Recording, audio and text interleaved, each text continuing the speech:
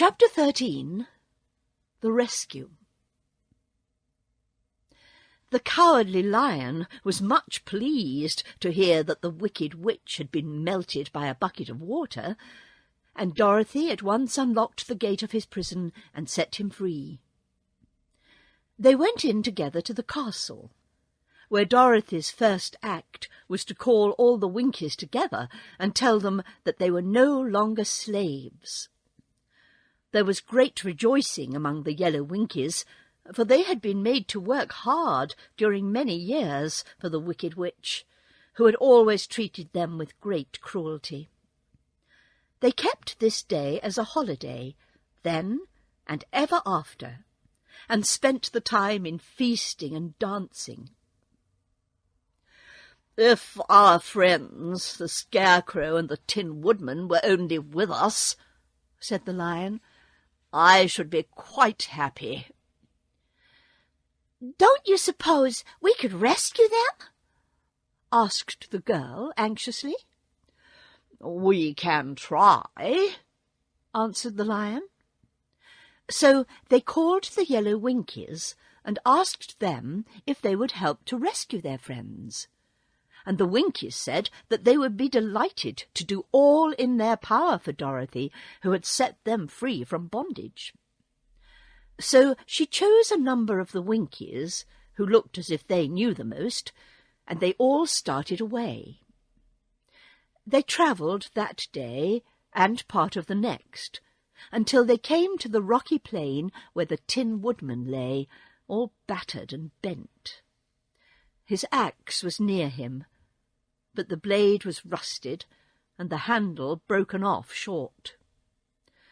The Winkies lifted him tenderly in their arms and carried him back to the castle again, Dorothy shedding a few tears by the way at the sad plight of her old friend, and the Lion looking sober and sorry.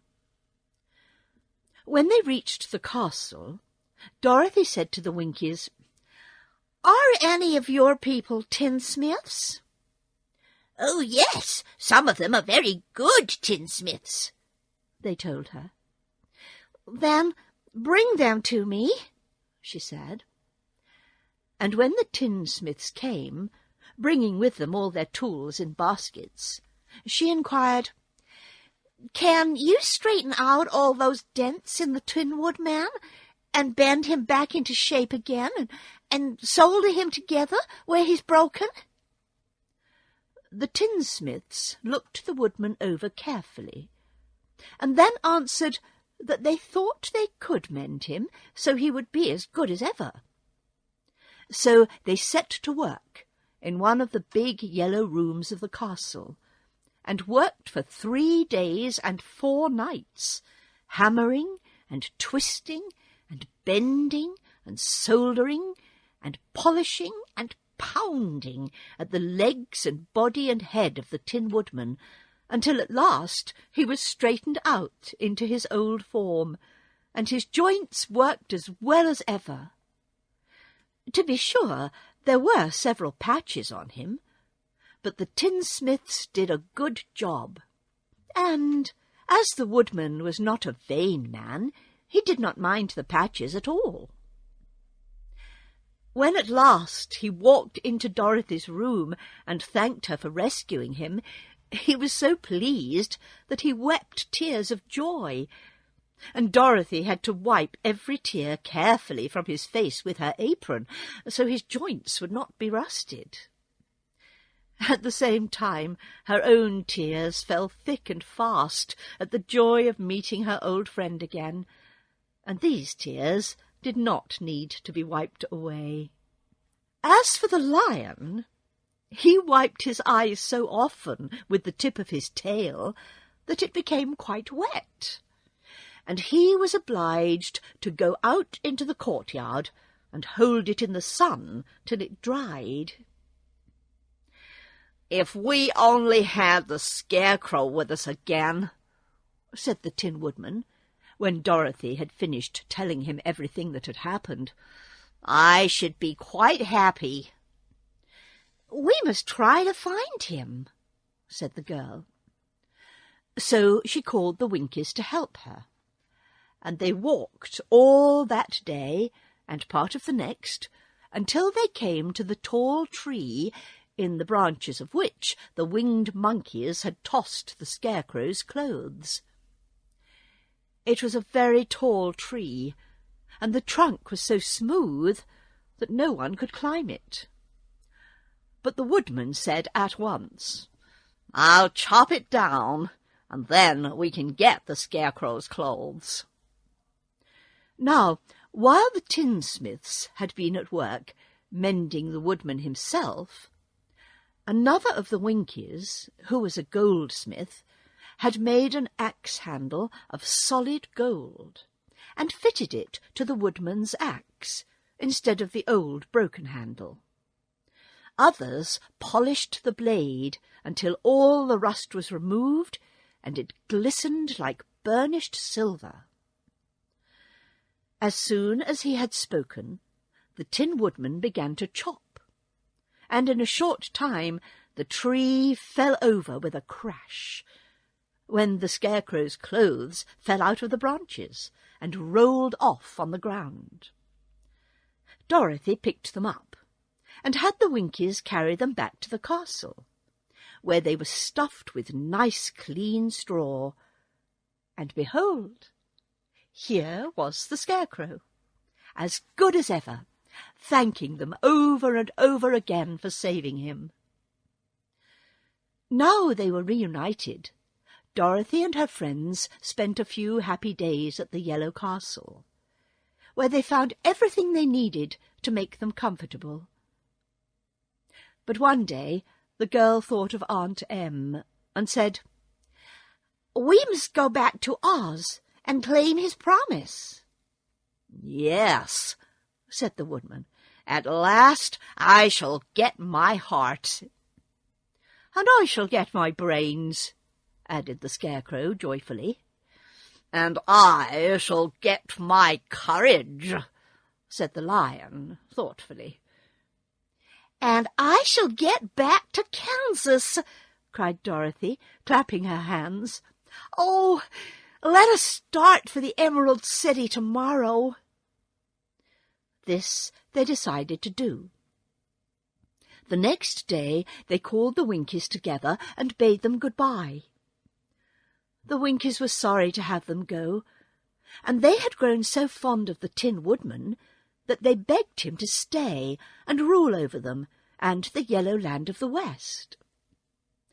Finding they were determined to go, the Winkies gave Toto and the Lion each a golden collar, and to Dorothy they presented a beautiful bracelet studded with diamonds, and to the Scarecrow they gave a gold-headed walking-stick to keep him from stumbling, and to the Tin Woodman they offered a silver oil can, inlaid with gold and set with precious jewels. Every one of the travellers made the Winkies a pretty speech in return, and all shook hands with them until their arms ached. Dorothy went to the witch's cupboard to fill her basket with food for the journey, and there she saw the golden cap. She tried it on her own head, and found that it fitted her exactly. She did not know anything about the charm of the golden cap, but she saw that it was very pretty, so she made up her mind to wear it, and carry her sunbonnet in the basket. Then, being prepared for the journey, they all started for the Emerald City, and the Winkies gave them 3 cheers and many good wishes to carry with them. Chapter 14. The Winged Monkeys. You will remember there was no road, not even a pathway, between the castle of the Wicked Witch and the Emerald City. When the 4 travellers went in search of the witch, she had seen them coming, and so sent the winged monkeys to bring them to her. It was much harder to find their way back through the big fields of buttercups and bright daisies than it was being carried. They knew, of course, that they must go straight east towards the rising sun, and they started off in the right way. But at noon, when the sun was over their heads, they did not know which was east and which was west, and that was the reason they were lost in the great fields. They kept on walking, however, and at night the moon came out and shone brightly. So they lay down among the sweet-smelling scarlet flowers and slept soundly until morning, all but the Scarecrow and the Tin Woodman. The next morning the sun was behind a cloud, but they started on as if they were quite sure which way they were going. "If we walk far enough," said Dorothy, "we shall sometime come to some place, I'm sure." But day by day passed away, and they still saw nothing before them but the scarlet fields. The Scarecrow began to grumble a bit. "We have surely lost our way," he said, "and unless we find it again in time to reach the Emerald City, I shall never get my brains." "Nor I my heart," declared the Tin Woodman. "It seems to me I can scarcely wait till I get to Oz, and you must admit this is a very long journey." "You see," said the Cowardly Lion with a whimper, "I haven't the courage to keep tramping forever without getting anywhere at all." Then Dorothy lost heart. She sat down on the grass and looked at her companions, and they sat down and looked at her. And Toto found that for the first time in his life he was too tired to chase a butterfly that flew past his head. So he put out his tongue and panted, and looked at Dorothy as if to ask what they should do next. "Suppose we call the field mice," she suggested. "They could probably tell us the way to the Emerald City." "To be sure they could," cried the Scarecrow. "Why didn't we think of that before?" Dorothy blew the little whistle she had always carried about her neck since the Queen of the Mice had given it to her. In a few minutes they heard the pattering of tiny feet, and many of the small grey mice came running up to her. Among them was the Queen herself, who asked in her squeaky little voice, "What can I do for my friends?" "We have lost our way," said Dorothy. "Can you tell us where the Emerald City is?" "Certainly," answered the Queen, "but it is a great way off, for you have had it at your backs all this time."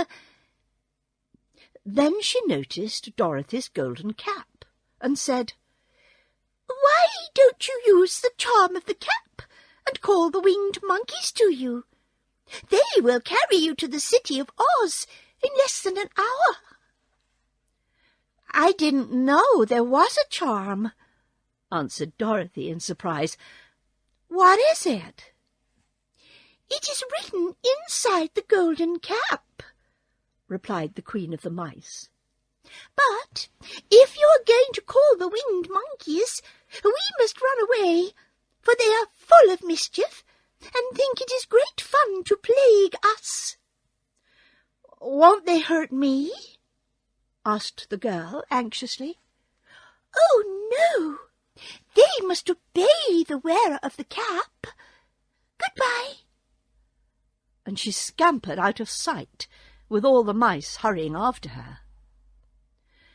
Dorothy looked inside the golden cap, and saw some words written upon the lining. These, she thought, must be the charm, so she read the directions carefully, and put the cap upon her head. "Épée, Pt.4, she said, standing on her left foot. What did you say? Asked the Scarecrow, who did not know what she was doing.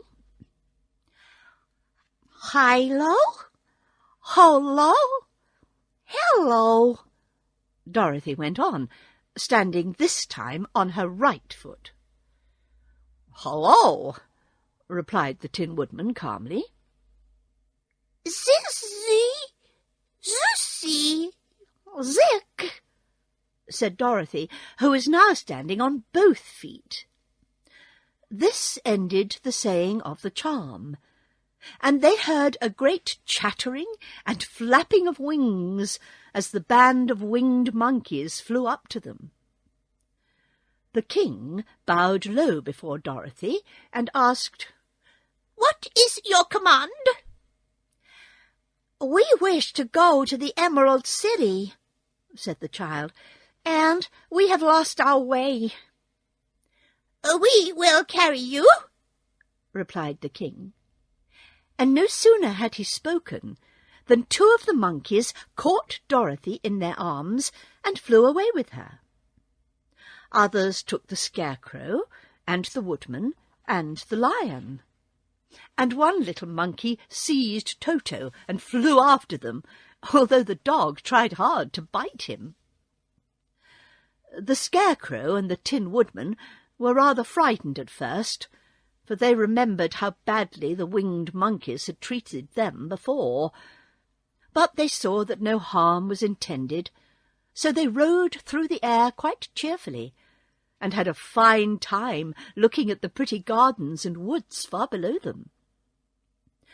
Dorothy found herself riding easily between two of the biggest monkeys, one of them the king himself. They had made a chair of their hands, and were careful not to hurt her. "Why do you have to obey the charm of the golden cap?" she asked. "That is a long story," answered the king with a laugh.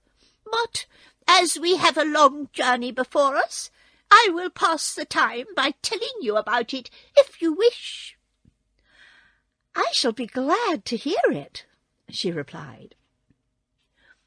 "Once," began the leader, "we were a free people, living happily in the great forest, flying from tree to tree, eating nuts and fruit, and doing just as we pleased, without calling anybody master. Perhaps some of us were rather too full of mischief at times, flying down to pull the tails of the animals that had no wings, chasing birds, and throwing nuts at the people who walked in the forest. But we were careless and happy and full of fun, and enjoyed every minute of the day. This was many years ago, long before Oz came out of the clouds to rule over this land. There lived here, then, away at the north, a beautiful princess who was also a powerful sorceress. All her magic was used to help the people, and she was never known to hurt anyone who was good. Her name was Gaylet, and she lived in a handsome palace built from great blocks of rubies. Everyone loved her, but her greatest sorrow was that she could find no one to love in return, since all the men were much too stupid and ugly to mate with one so beautiful and wise. At last, however, she found a boy who was handsome and manly and wise beyond his years. Gaylet made up her mind that when he grew to be a man, she would make him her husband. So she took him to her ruby palace, and used all her magic powers to make him as strong and good and lovely as any woman could wish.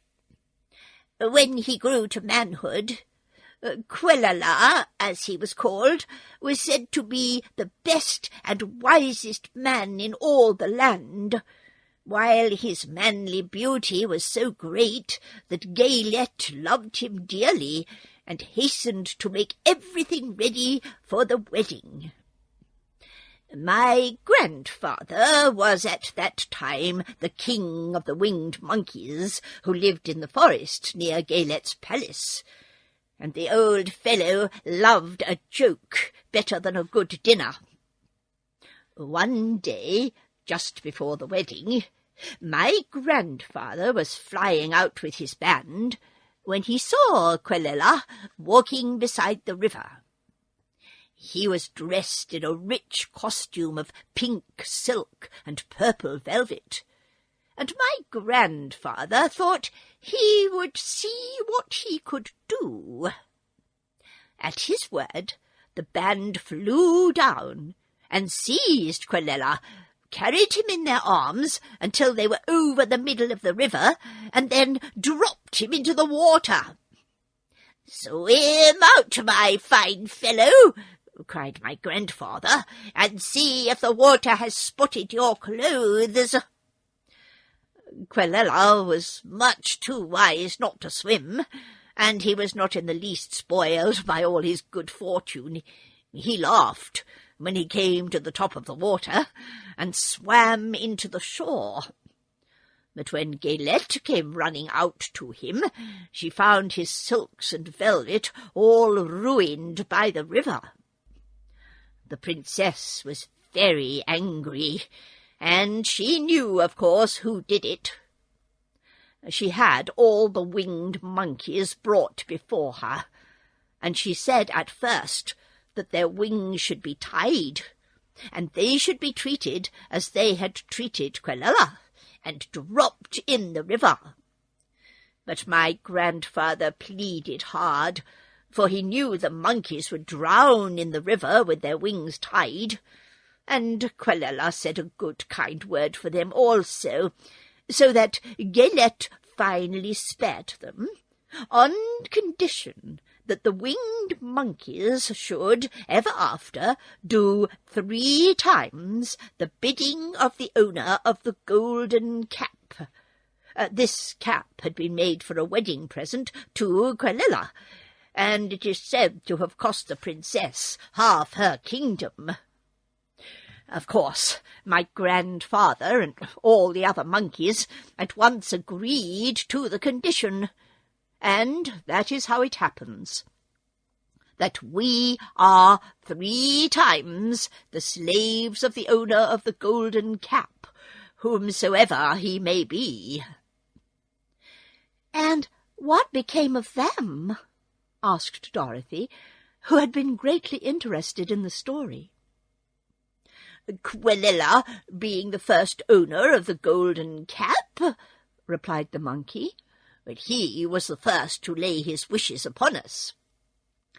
As his bride could not bear the sight of us, he called us all to him in the forest after he had married her, and ordered us always to keep where she could never again set eyes on a winged monkey, which we were glad to do, for we were all afraid of her. This was all we ever had to do, until the golden cap fell into the hands of the wicked witch of the West, who made us enslave the Winkies, and afterwards drive Oz himself out of the land of the West. Now the golden cap is yours, and 3 times you have the right to lay your wishes upon us." As the Monkey King finished his story, Dorothy looked down and saw the green, shining walls of the Emerald City before them. She wondered at the rapid flight of the monkeys, but was glad the journey was over.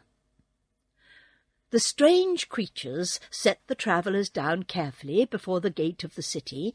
The king bowed low to Dorothy, and then flew swiftly away, followed by all his band.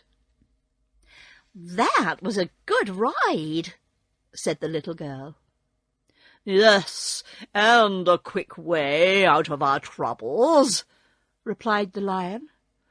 "How lucky it was you brought away—" Chapter 15. The Discovery of Oz the Terrible. The four travellers walked up to the great gate of Emerald City and rang the bell. After ringing several times, it was opened by the same guardian of the gates they had met before. "What? Are you back again?" he asked in surprise. "Do you not see us?" answered the Scarecrow. "But I thought you had gone to visit the Wicked Witch of the West." "We did visit her," said the Scarecrow. "And she let you go again?" asked the man in wonder. "She could not help it, for she's melted," explained the Scarecrow. "Melted? Well, that is good news indeed," said the man. "Who melted her?" "It was Dorothy," said the lion gravely. "Good gracious!" exclaimed the man, and he bowed very low indeed before her. Then he led them into his little room and locked the spectacles from the great box on all their eyes, just as he had done before. Afterwards they passed on through the gate into the Emerald City. And when the people heard from the guardian of the gates that they had melted the Wicked Witch of the West, they all gathered around the travellers and followed them in a great crowd to the palace of Oz. The soldier with the green whiskers was still on guard before the door, but he let them in at once. And they were again met by the beautiful green girl, who showed each of them to their old rooms at once, so they might rest until the great Oz was ready to receive them. The soldier had the news carried straight to Oz that Dorothy and the other travellers had come back again after destroying the Wicked Witch. But Oz made no reply. They thought the great wizard would send for them at once, but he did not. They had no word from him the next day, nor the next, nor the next. The waiting was tiresome and wearing, and at last they grew vexed that Oz should treat them in so poor a fashion after sending them to undergo hardships and slavery. So the Scarecrow at last asked the green girl to take another message to Oz, saying if he did not let them in to see him at once, they would call the winged monkeys to help them and find out whether he kept his promises or not. When the wizard was given this message, he was so frightened that he sent word for them to come to the throne room at 4 minutes after 9 o'clock the next morning. He had once met the winged monkeys in the land of the West, and he did not wish to meet them again. The four travellers passed a sleepless night, each thinking of the gift Oz had promised to bestow on him. Dorothy fell asleep only once, and then she dreamed she was in Kansas, where Aunt Em was telling her how glad she was to have her little girl home again. Promptly at 9 o'clock the next morning, the green-whiskered soldier came to them, and 4 minutes later they all went into the throne-room of the great Oz. Of course, each one of them expected to see the wizard in the shape he had taken before, and all were greatly surprised when they looked about and saw no one at all in the room. They kept close to the door, and closer to one another, for the stillness of the empty room was more dreadful than any of the forms they had seen Oz take. Presently they heard a voice, seeming to come from somewhere near the top of the great dome, and it said solemnly, "I am Oz, the great and terrible. Why do you seek me?" They looked again in every part of the room, and then, seeing no one, Dorothy asked, "Where are you?" "I am everywhere," answered the voice, "but to the eyes of common mortals I am invisible.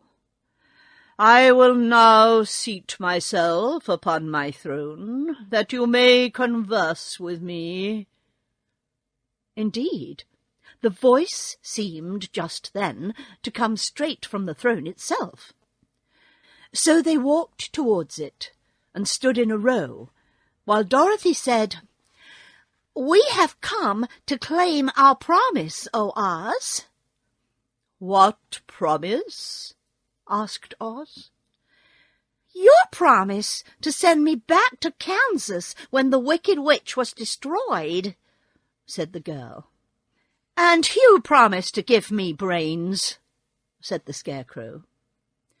"And you promised to give me a heart," said the Tin Woodman. "And you promised to give me courage," said the Cowardly Lion. "Is the Wicked Witch really destroyed?" asked the voice, and Dorothy thought it trembled a little. "Yes," she answered. "I melted her with a bucket of water." "Dear me," said the voice, "how sudden! Well, come to me tomorrow, for I must have time to think it over." "You've had plenty of time already," said the Tin Woodman angrily. "We shan't wait a day longer," said the Scarecrow. "You must keep your promise to us," exclaimed Dorothy.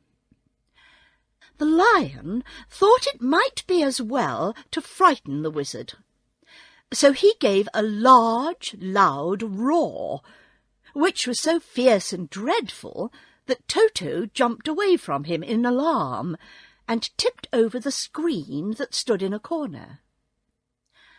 As it fell with a crash, they all looked that way, and the next moment all of them were filled with wonder, for they saw, standing in just the spot the screen had hidden, a little old man with a bald head and a wrinkled face, who seemed to be as much surprised as they were.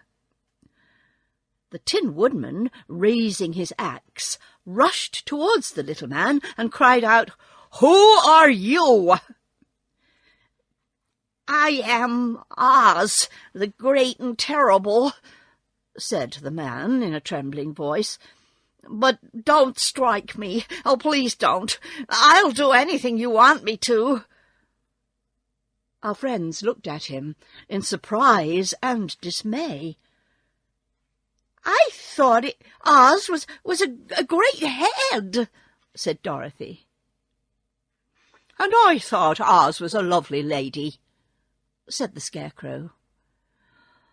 "And I thought Oz was a terrible beast," said the Tin Woodman. "And I thought Oz was a ball of fire," exclaimed the Lion. "No, you're all wrong," said the little man meekly. "I have been making believe." "Making believe?" cried Dorothy. "Are you not a great wizard?" "Hush, my dear," he said. "Don't speak so loud, or you will be overheard, and I should be ruined. I'm supposed to be a great wizard." "And aren't you?" she asked. Not a bit of it, my dear. I'm just a common man. You're more than that, said the Scarecrow in a grieved tone. You're a humbug. Exactly so, declared the little man, rubbing his hands together as if it pleased him. I am a humbug. But this is terrible, said the Tin Woodman. How shall I ever get my heart? Nor I my courage, asked the Lion. Or I my brains, wailed the Scarecrow, wiping the tears from his eyes with his coat sleeve. My dear friends, said Oz, I pray you not to speak of these little things. Think of me and the terrible trouble I'm in at being found out. Doesn't anyone else know you're a humbug? asked Dorothy. No one knows it but you four, and myself, replied Oz. I have fooled everyone so long that I thought I should never be found out. It was a great mistake my ever letting you into the throne room. Usually I will not even see my subjects, and so they believe I'm something terrible. But I don't understand, said Dorothy in bewilderment. How was it that you appeared to me as a great head? That was one of my tricks, answered Oz. Step this way, please, and I will tell you all about it.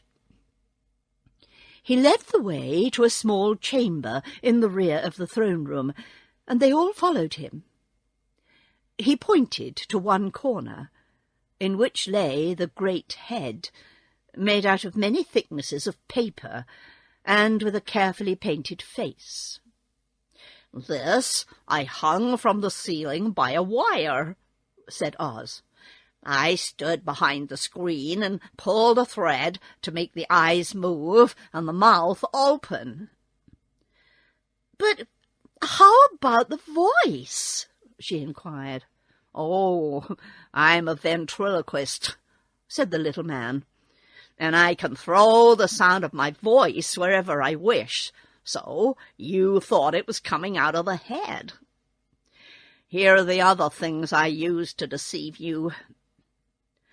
He showed the Scarecrow the dress and the mask he had worn when he had seemed to be the lovely lady. And the Tin Woodman saw that his terrible beast was nothing but a lot of skins sewn together with slats to keep their sides out. As for the ball of fire, the false wizard had hung that also from the ceiling. It was really a ball of cotton, but when oil was poured upon it, the ball burned fiercely. Really, said the Scarecrow, you ought to be ashamed of yourself for being such a humbug. I am, I certainly am, answered the little man sorrowfully, but it was the only thing I could do. Oh, sit down, please. There are plenty of chairs, and I will tell you my story. So they sat down and listened while he told the following tale. I was born in Omaha. Why, that isn't very far from Kansas, cried Dorothy. No, but it's farther from here, he said, shaking his head at her sadly. When I grew up, I became a ventriloquist. And that I was very well trained by a great master. I can imitate any kind of a bird or beast. Here he mewed so like a kitten that Toto pricked up his ears and looked everywhere to see where she was. After a time, continued Oz, I tired of that and became a balloonist. What is that? asked Dorothy. A man who goes up in a balloon on circus day so as to draw a crowd of people together and get them to pay to see the circus," he explained. "Oh," she said, "I know." "Well, one day I went up in a balloon, and the ropes got twisted so that I couldn't come down again.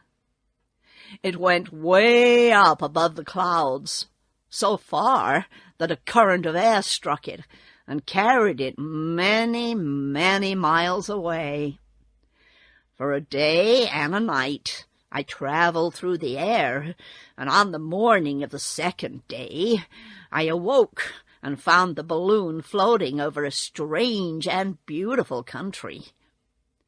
It came down gradually, and I was not hurt a bit, but I found myself in the midst of a strange people who, seeing me come from the clouds, thought I was a great wizard.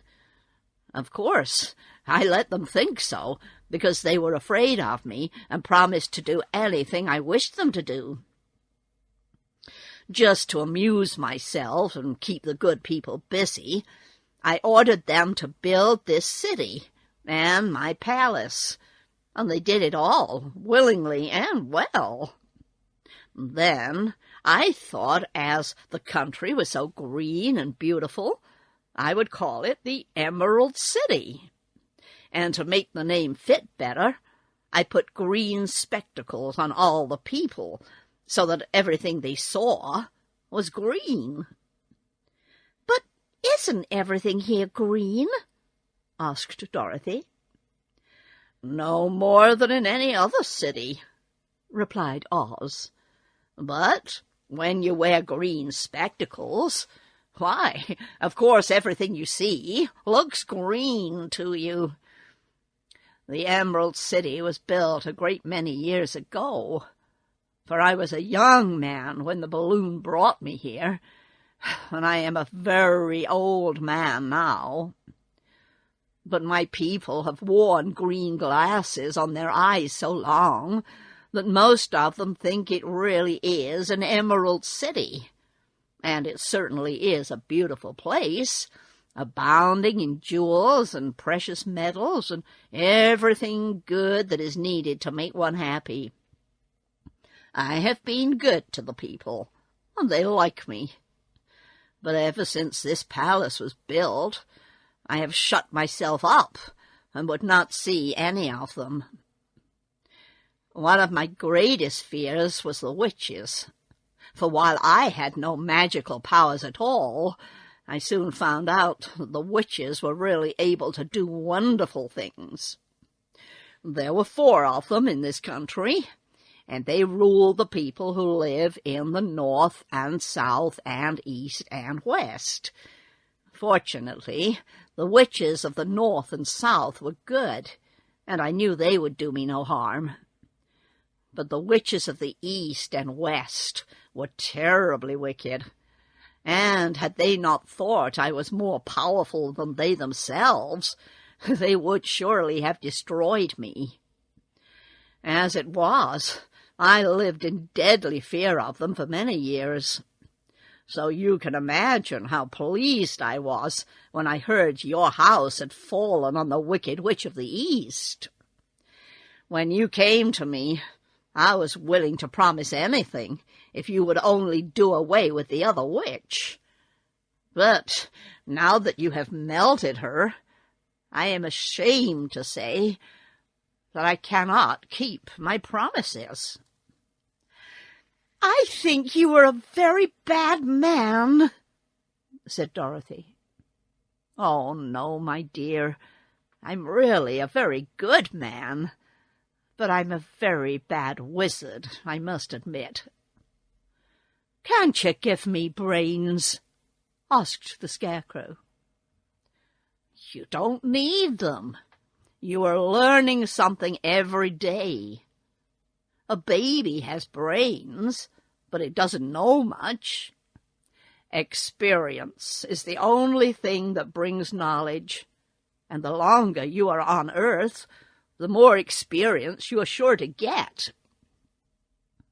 "That may be true," said the Scarecrow, "but I shall be very unhappy unless you give me brains."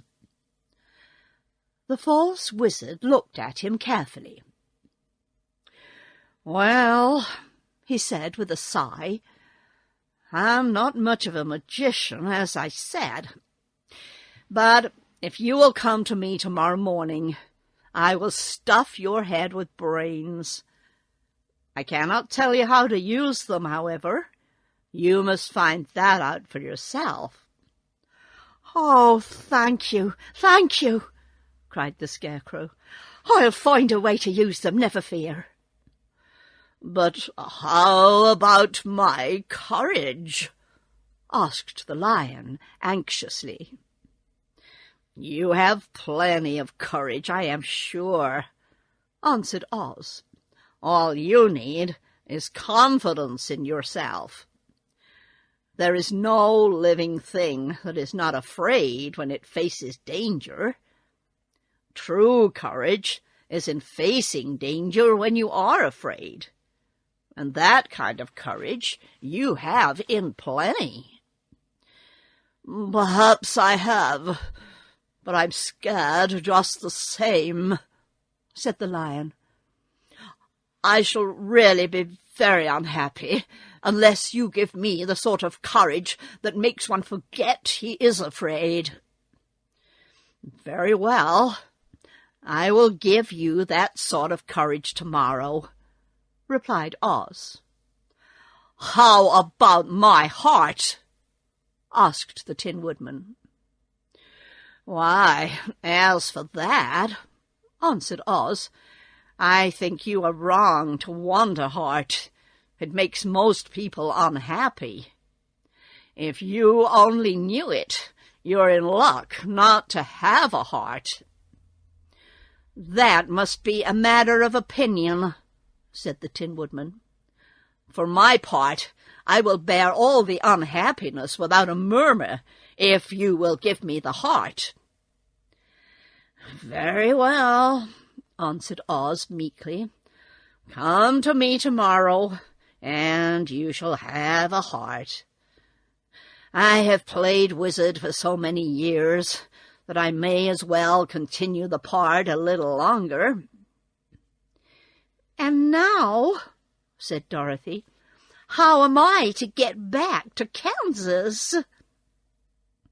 "We shall have to think about that," replied the little man. "Give me 2 or 3 days to consider the matter, and I'll try to find a way to carry you over the desert.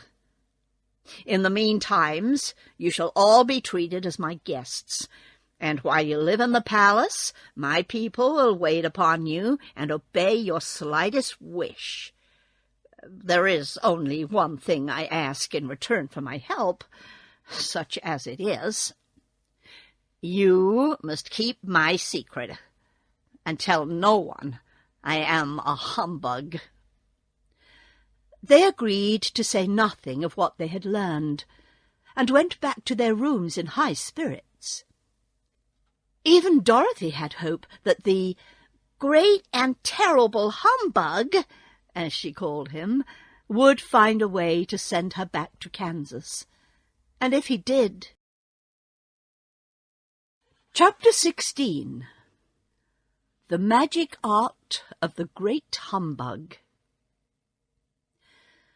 Next morning, the Scarecrow said to his friends, "Congratulate me. I'm going to Oz to get my brains at last. When I return, I shall be as other men are." "I have always liked you as you were," said Dorothy simply. "It is kind of you to like a Scarecrow," he replied. "But surely you will think more of me when you hear the splendid thoughts my new brain is going to turn out." Then he said good-bye to them all in a cheerful voice, and went to the throne-room, where he rapped upon the door. "Come in," said Oz. The Scarecrow went in, and found the little man sitting down by the window, engaged in deep thought. I have come for my brains," remarked the Scarecrow, a little uneasily. "Oh, yes. Sit down in that chair, please," replied Oz. "You must excuse me for taking your head off, but I shall have to do it in order to put your brains in their proper place." "That's all right," said the Scarecrow. "You're quite welcome to take my head off, as long as it'll be a better one when you put it on again." So the wizard unfastened his head and emptied out the straw. Then he entered the back room and took up a measure of bran, which he mixed with a great many pins and needles. Having shaken them together thoroughly, he filled the top of the Scarecrow's head with the mixture, and stuffed the rest of the space with straw to hold it in place. When he had fastened the Scarecrow's head on his body again, he said to him, "Hereafter you will be a great man, for I have given you a lot of brand-new brains." The Scarecrow was both pleased and proud at the fulfillment of his greatest wish, and having thanked Oz, he went back to his friends. Dorothy looked at him curiously. His head was quite bulged out at the top with brains. "How do you feel?" she asked. "I feel wise indeed," he answered earnestly. "When I get used to my brains, I shall know everything." "Why are those needles and pins sticking out of your head?" asked the Tin Woodman. "That is proof that he is sharp," remarked the Lion. "Well, I must go to Oz and get my heart," said the Woodman. So he walked to the throne room and knocked at the door. "Come in," called Oz, and the Woodman entered and said, "I have come for my heart." "Very well," answered the little man, "but I shall have to cut a hole in your breast so I can put your heart in the right place. I hope it won't hurt you." "Oh, no," answered the Woodman. "I shall not feel it at all." So Oz brought a pair of tinner's shears and cut a small square hole in the left side of the Tin Woodman's breast. Then, going to a chest of drawers, he took out a pretty heart, made entirely of silk and stuffed with sawdust. "Isn't it a beauty?" he asked. "It is indeed," replied the Woodman, who was greatly pleased. "But is it a kind heart?" "Oh, very," answered Oz. He put the heart in the Woodman's breast, and then replaced the square of tin, soldering it neatly together where it had been cut. "There," said he. "Now you have a heart that any man might be proud of. I'm sorry I had to put a patch on your breast, but it really couldn't be helped." "Never mind the patch," exclaimed the happy Woodman. "I am very grateful to you, and shall never forget your kindness." "Don't speak of it," replied Oz. Then the Tin Woodman went back to his friends, who wished him every joy on account of his good fortune. The Lion now walked to the throne room and knocked at the door. "Come in," said Oz. "I have come for my courage," announced the Lion, entering the room. "Very well," answered the little man. "I will get it for you." He went to a cupboard, and reaching up to a high shelf, took down a square green bottle. the contents of which he poured into a green gold dish, beautifully carved. Placing this before the Cowardly Lion, who sniffed at it as if he did not like it, the wizard said, "Drink." "What is it?" asked the lion. "Well," answered Oz, "if it were inside of you, it would be courage. You know, of course, that courage is always inside one, so that this really cannot be called courage until you have swallowed it. Therefore, I advise you to drink it as soon as possible." The lion hesitated no longer, but drank till the dish was empty. "How do you feel now?" asked Oz. "Full of courage," replied the lion, who went joyfully back to his friends to tell them of his good fortune. Oz, left to himself, smiled to think of his success in giving the Scarecrow and the Tin Woodman and the lion exactly what they thought they wanted. "How can I help being a humbug," he said, "when all these people make me do things that everybody knows can't be done?" It was easy to make the Scarecrow and the Lion and the Woodman happy, because they imagined I could do anything. But it will take more imagination to carry Dorothy back to Kansas, and I'm sure I don't know how it can be done.